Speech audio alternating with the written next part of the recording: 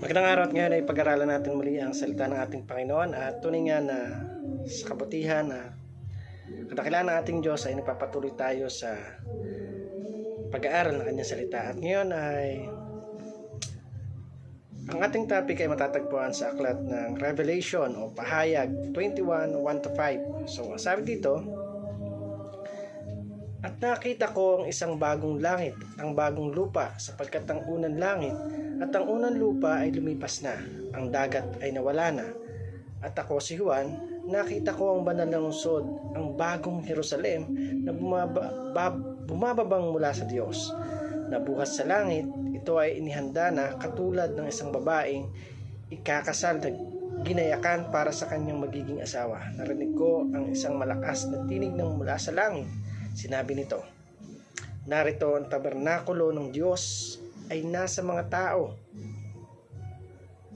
Siya ay mananahang kasama nila, sila ay magiging mga tao niya, ang kanilang Diyos mismo ang sumasa kanila at siya ang kanilang magiging Diyos.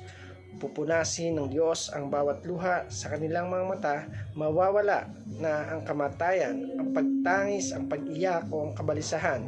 Ang mga bagay na nakaraan ay lumipas na. Ang nakaupo sa trono ay nagsabi, tingnan ninyo, ginawa kong bago ang lahat ng bagay. At sinabi niya sa akin, isulat mo ito sapagkat ang mga salitang ito ay totoo at tapat. So, ang title po ng ating topic ngayon ay ang pagtutubos sa buong nilikha. So, dito makikita natin yung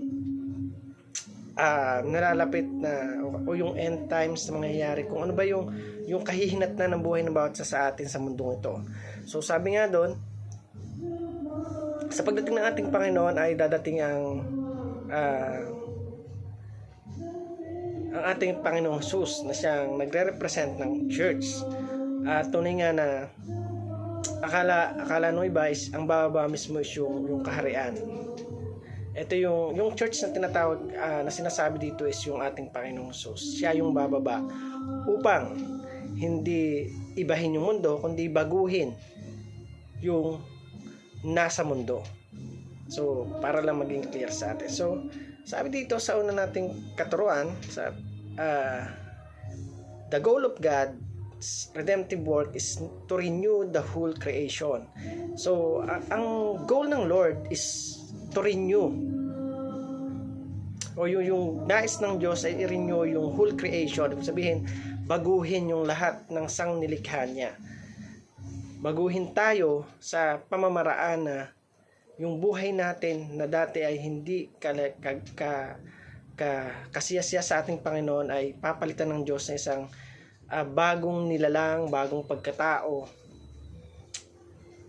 na magiging karapat-dapat sa Kanya. So, walang babaguhin sa atin, sa ating pisikal na anyo, kundi ang babaguhin sa atin ng Diyos yung mga kalooban natin, yung buhay natin, hindi yung pisikal natin. So, para lang maging malinaw. So, pangalawa, sabi dito, God dwells with His people for eternity. So, ang Panginoon nagdidwell yan sa kanyang mga anak through eternity. So, sa buhay na walang hanggan. Sabihin tayong lahat ay nais ng Diyos na maligtas at wala balak ang Diyos na iwan tayo. Pero, again, marami sa atin yung talagang matigas, ayaw makinig. Pero ang Diyos, sabi nga, gaano man tayo katigas, gaano man tayo suwail sa Kanya, kapag tinawag niya tayo, ay babaguhin at babaguhin tayo ng ating Panginoon. Tunay nga na paganda yung takbo ng buhay o yung mundo, kasi mas marami na yung nakakakilala sa Diyos sa iba't ibang bansa na dati ay 1% lang, ngayon naging 2% na yung mga kumikilala sa Kanya. So maraming kapamaraanan ng ating Panginoon at naniniwala ako na darating yung time na lahat tayo ay sama-sama magpupuri at maglilingkod sa Kanya. Number 3, sabi dito, there will be no more pain, crying, sorrow, curse, and death. So sa piling natin Panginoon, darating tayo sa time na hindi na natin mararanasang umiyak, masaktan, mamatay muli, sapagkat kapag nasa piling tayo ng ating Panginoon, ang kaloob niya is buhay na walang hanggan. Ibig sabihin, walang katampasang buhay kapag nasa piling tayo ng ating Panginoon. Kaya mas piliin natin na mapunta sa kaharian ng ating Diyos at tunay nga na yung pagpapala niya ang patuloy nating mararanasan. Wala nang hirap, wala nang pagluluksa, wala nang pagdudusa, wala nang pain tayong mararamdaman. Next, sa ating application, sabi dito, live a redeemed life now. So, mamuhay tayo ng naaayon, ng isang bagong buhay at tunay na naglilingkod sa ating Panginoon, sapagkat ang maglingkod sa Diyos ay tunay nga na isang karangalan, isang kasiguraduhan na talagang kakalugdan tayo ng ating Panginoon at alam natin yung kahihinatnan ng buhay ng bawat sa atin. So masarap na maglingkod sa ating Panginoon, even marami tayong mga suliran sa buhay, marami tayong battle sa buhay, but I do believe that Christ will raise you. Our Lord will guide you in the right path of your life, in our life. Pangalawa, sabi dito, bring the future here in the present. So yung ginagawa natin, kung iisipin natin yung mga gagawin natin in the future is magaganda, magpupuri, puro pagpupuri na lang yung gagawin natin, paglilingkod sa ating Panginoon, kailangan na natin, sabi nga, yung future na inaasahan natin, kailangan na natin gawin ngayon in the present para pagdating natin sa future, sabi nga ay equipped na tayo.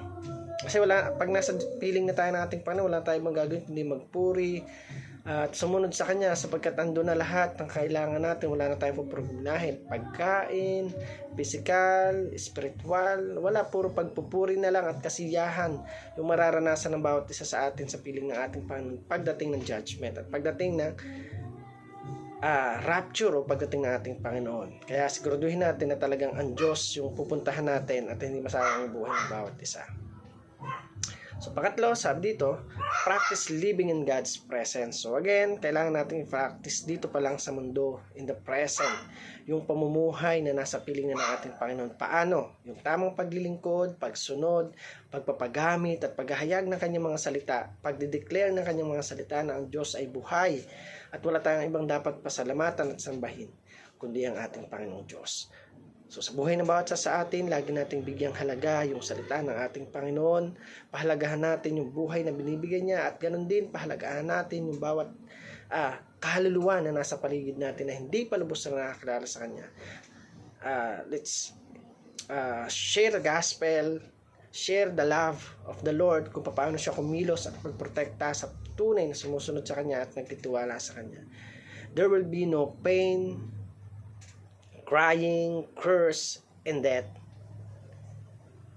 sa piling ng ating Panginoon. So again, thank you for watching this video. I hope you learned something and God will bless you more. Thank you.